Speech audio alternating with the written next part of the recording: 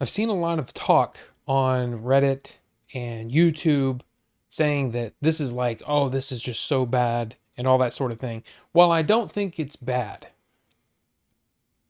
I'm not really sure what I think of it. I guess I'll have to see more, I guess. It's a weird one. So let's talk about Ahsoka episode 4 called Fallen Jedi. Now I'll say this again just in case. I'm going to talk some spoilers. I'm going to talk about things that happened in the episode. It's kind of hard to talk about it without doing that.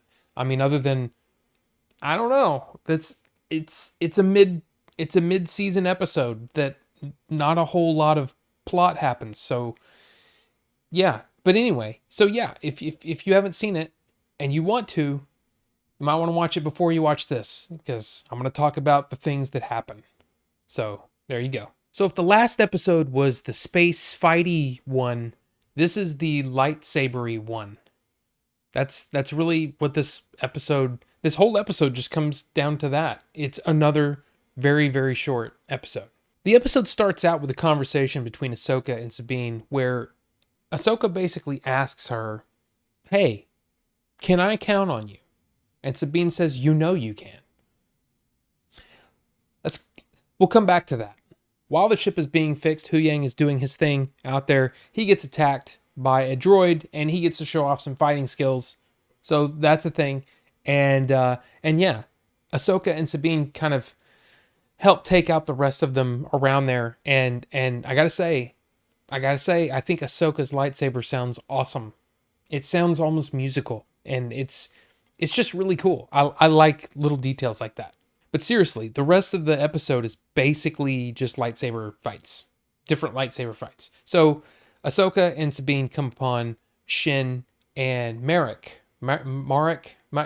Does it matter? Because apparently he's gone because Ahsoka defeats him and he's a smoke monster. Like what's going on there? I don't really know if that will ever be explained. There seems to have been a connection between Marek or Marek. I don't remember how they say his name. Between Mark and Shin. I'm not sure if that's going to be explained or if it's just going to be he's a smoke monster. I don't know. I don't know what's going on there. Now Ahsoka then sort of runs away while Shin and Sabine fight, and she goes to attack Balin. So Shin gets away from Sabine.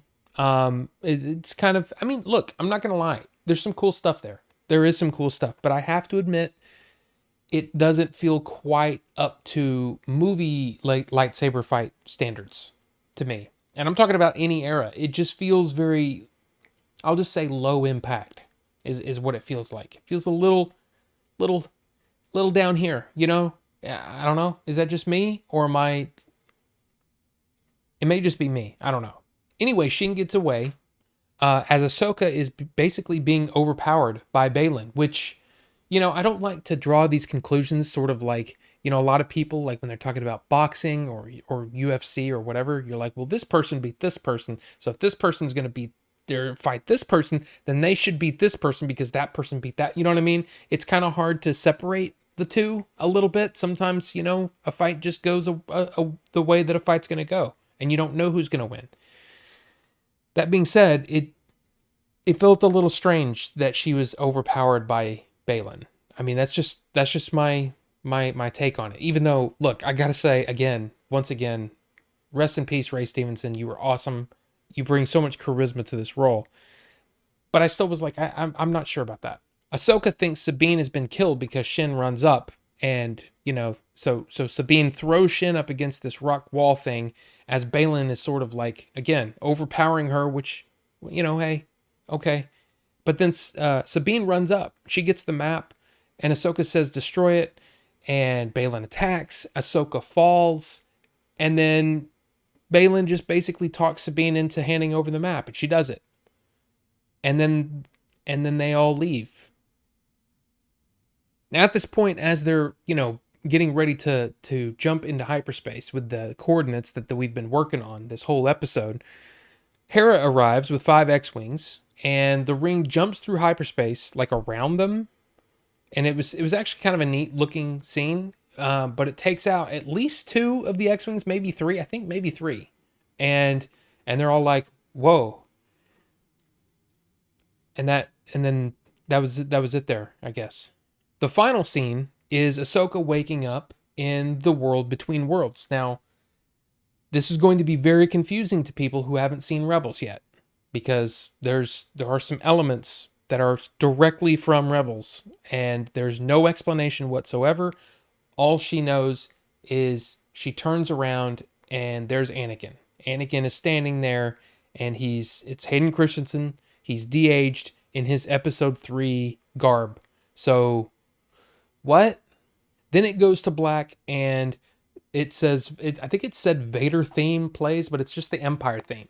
And it's ominous sounding and all that. And we're just left with okay, so what happened? Because basically, they were on this ledge, right? Ahsoka falls off this ledge into water, which like is a rocky water thing on a beach, a rocky beach, you know what I mean?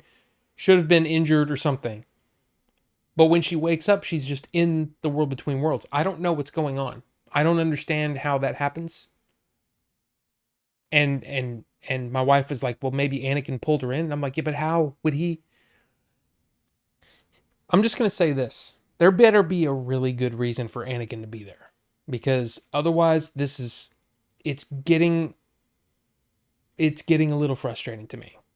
I've been saying it for a long time. They need to get away from the Skywalkers, like completely. They need to tell stories that are way far away from the Skywalkers. Just please, just don't do it. It's all you're doing is messing up things, the continuity of what happened before, and this just doesn't make sense. It doesn't make sense for episode 3 Anakin to be sitting there with Ahsoka in the world. But who knows? Who knows? I mean, the season's not over yet, but it is kind of, it's troubling. As Jason said in the episode, I got a bad feeling about this. Or he just said, I got a bad feeling. Whatever he said, that's how I'm feeling. I feel like I've just rambled through this review. The point is, it was a confusing episode. I feel confused, conflicted with how I feel about this. I want it to be good. I want it to be amazing.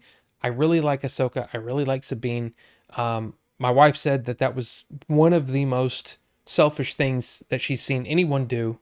And I'm like, but I mean, is it really? I mean, we kind of expected Sabine to want to be able to help Ezra, and I don't see that as being super selfish. I mean, she's acting like her character would act, but at the same time, I'm just not understanding. Like, what are we doing?